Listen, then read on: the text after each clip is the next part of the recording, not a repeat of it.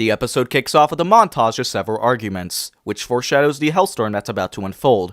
Arthur tries to explain why people should fight less, because apparently, he thinks he's qualified to talk about conflict resolution.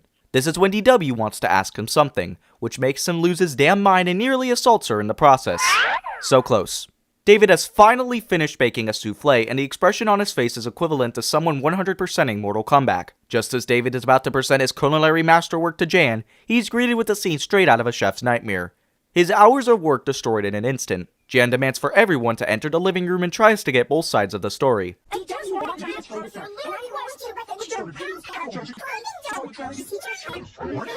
David snaps and grounds them both without television for 2 months. The siblings continue to blame each other, and David just extends the sentence to 3 months. Then 4. Because why not? Arthur imagines a scenario where he's arrested for DW stealing all the Crazy Bus merch.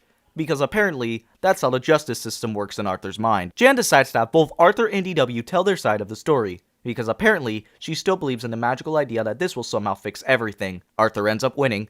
But DW said that she was gonna say heads first. Arthur explains his side of the story, which honestly, that is some pretty good drawing coming from an 8-year-old.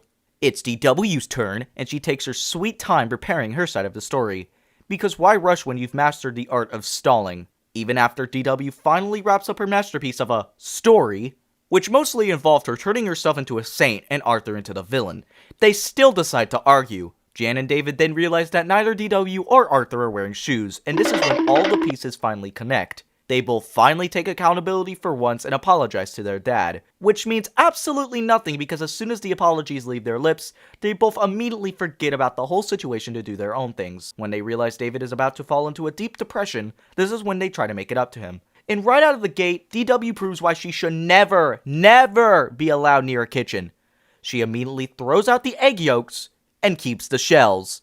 What an idiot. The two start arguing again, and David is about ready to end himself.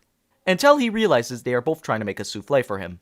The episode ends as everyone deflates the souffle with their forks, watching it collapse just like Arthur's will to live after dealing with DW for 8 straight years. Let's summarize. DW and Arthur spent the whole episode arguing about who broke the souffle while giving both of their parents migraines in the process. They spent the entire episode shifting blame on each other, not caring about how much their father's sanity was being driven to the edge. It wasn't until Jane pointed out that neither of them were wearing shoes, something so obvious yet overlooked, that they finally came clean and gave a shred of honesty. In the end, they both decided to make it up to their father by making a souffle for them, which even then, DW just had to screw up. DW is a dimwit.